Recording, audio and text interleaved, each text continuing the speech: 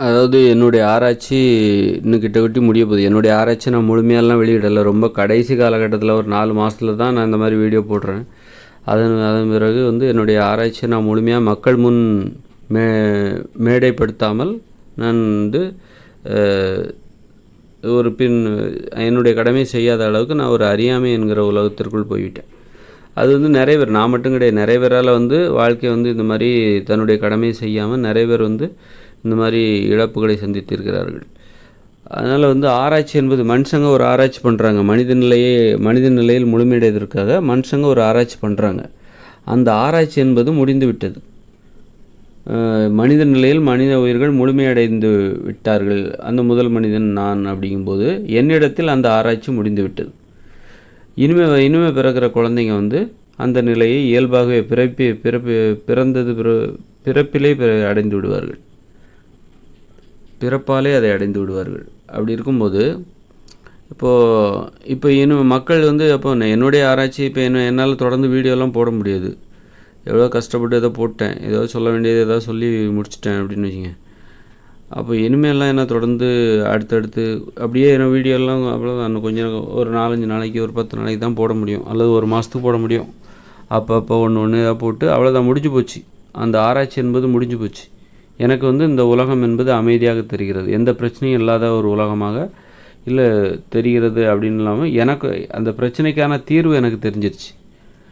அதனால் இந்த உலகத்தில் பிரச்சனை இருக்கலாம், ஆனால் எனக்கு அந்த பிரச்சனைக்கான தீர்வுகள் எனக்கு தெரிஞ்சிருச்சு. அந்த மனசில் அமைதி என்பது வந்து விட்டது. மனதில் என்பது தொடர்ச்சியாக எண்ணங்கள், கனவுகள், நினைவுகள், யோசனைகள், சிந்தனைகள், கற்பனைகள் இதெல்லாம் தொடர்ச்சியாக வந்து கொண்டிருந்த அந்த நிலையிலிருந்து நான் இப்பொழுது அந்த ஆராய்ச்சியின் மூலமாக இப்பொழுது எனது மனதில் வந்து ஒரு எண்ணங்களுக்கிடையே, நினைவுகளுக்கிடையே, கனவுகளுக்கிடையே நிறைய இடைவெளி. ஒரு தியானம் செய்யும்போது எப்படி மனசில் வந்து எண்ணங்கள், கனவுகள், நினைவுகள் அற்ற ஒரு வெற்றிடம் மனசில் இருக்கு, அது மாதிரி எனக்கு சுய நினைவோடு விழித்திருக்கும் போதே அந்த ஒரு எண்ணங்களுக்கிடையே நிறைய இடைவெளி. அப்பப்போ எண்ணங்கள் வரும், நினைவுகள் வரும் அப்பப்போ. அது மாதிரி மற்ற நேரத்தில் சும்மா இருக்கும். இந்த மாதிரியான ஒரு நிலை, இதுதான் மனித நிலையில் முழுமையடைதல் என்பது. அந்த நிலையை நான் அடைந்து விட்டேன். அந்த நிலையை அடைவதற்காகத்தான் மனித உயிர்கள் இவ்வளோ காலம் ஆராய்ச்சி பண்ணியிருக்காங்க, இவ்வளோ காலம் முயற்சி பண்ணியிருக்காங்க. அந்த நிலை என்னிடத்தில் வெற்றி பெற்று விட்டது. மனுஷங்களோட முயற்சி தான் என்னிடத்தில் வெற்றியாக அடைந்திருக்கிறது.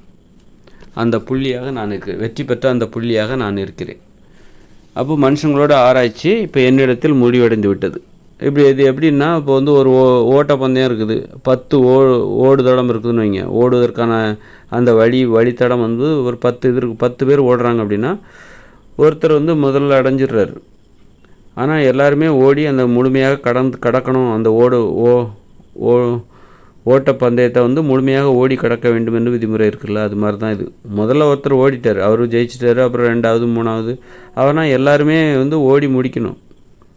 அதனால் ஆராய்ச்சி என்பது அந்த முதல் இடம், அது வந்து நான் அடைந்து விட்டேன். அதன் பிறகு பின்னாடி ஓடி வருவாங்க, வந்து முடிப்பாங்க, அவ்வளோதான். ஆனால் அந்த போட்டி வந்து முடிஞ்சு போச்சு, அந்த ஆராய்ச்சி என்பது முடிஞ்சு போச்சு என்பது தான் அதன் பொருள். அதை தான் நான் சொல்ல வரேன். அதனால் வந்து இனிமே ஆராய்ச்சி அப்படி தீவிரமாக நீங்கள் எதையோ கண்டுபிடிக்க போகிறீங்க, இன்னும் இருக்குது மனுஷங்களோட அப்படின்னு நினச்சிட்டு போகாதீங்க. அடுத்து இயற்கையோடு இணைந்த மனித வாழ்க்கைக்கான அந்த உலகத்தை உருவாக்குவதற்கான முயற்சியில் ஈடுபடுங்கள். அதற்கான வரைபடம் என்னிடம் இருக்கிறது. அதை வந்து என்கிட்ட இருந்து எப்படி வாங்கி எப்படி அந்த புதிய உலகத்தை உருவாக்குவதற்கான முயற்சியில் இனிமேல் நீங்கள் ஈடுபட்டே ஆகணும். கொஞ்சம் காலம்தான் அவகாசம் இருக்குது. அதனால் அதை விட்டுட்டிங்கன்னா அவ்வளோதான். அப்புறம் வந்து நான் இந்த மாதிரி வீடியோ போட்டேன், இந்த மாதிரி வதந்தியை பரப்புனேன் அப்படி இப்படின்னு சொல்லிவிட்டு எனக்கு வந்து தொல்லை கொடுக்குறதெல்லாம் விடுங்க. முதல்ல ஆக வேண்டிய காரியத்தை பாருங்கள். பார்த்து அதே நேரத்தில் வந்து இன்னொரு விஷயத்தையும் என்ன சொல்ல வரேன் அப்படின்னாக்கா, நான் யார், ஒரு மனித நிலையில் முழுமையடைந்த அந்த முதல் மனிதன் அப்படிங்கும்போது எனக்கு எவ்வளோ பெரிய முக்கியத்துவம் இருக்குது.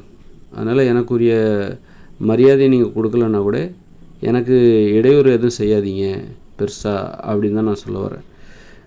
ஏன்னா வந்து நான் ஆராய்ச்சி காலகட்டத்தில் இருக்கேன் அப்படின்னு வச்சுக்கோங்களேன். ஒரு 20 வயசில் அப்போவே நான் அப்போல்லாம் என்னுடைய வெளிப்பாடு நான் வெளியிட்டு கொண்டே இருந்திருக்க வேண்டும், ஆராய்ச்சி செய்திருக்க வேண்டும். வறுமையின் காரணமாக, அறியாமையின் காரணமாக எனது ஆராய்ச்சியிலிருந்து விலகி பிழைப்புவாதியாக நான் வாழ்ந்து கொண்டிருந்த காலம் அது.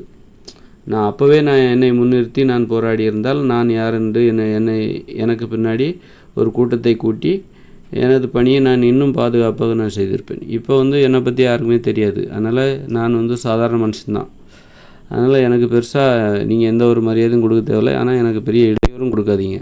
எதையுமே எதிர்கொள்ள வேண்டிய பக்குவம் இப்போ எனக்கு கிடையாது. பெரிய மரியாதையும் எதிர்கொள்வதற்கான அந்த பக்குவம் எனக்கு கிடையாது. அந்த அனுபவம் பயிற்சி எதுவும் கிடையாது. பெரிய இடையூறுகளையும் எதிர்கொள்கிற அந்த நிலைமையிலையும் நான் இப்போ இல்லை. அதனால் பெரிய மரியாதை கொடுக்கலனாலும் சரி, பெரிய இடையூறுகளை கொடுக்காமல் இருந்தாலும் சரி, கண்டு காணாமல் இருந்தால் கூட நான் ரொம்ப சந்தோஷப்படுவேன். என்னை கண்டு காணாமல் இருந்தால் கூட ஏதோ ஒருத்தர் சொல்கிறான் அப்படின்னு சொன்னால் கூட நான் ரொம்ப சந்தோஷப்படுவேன்.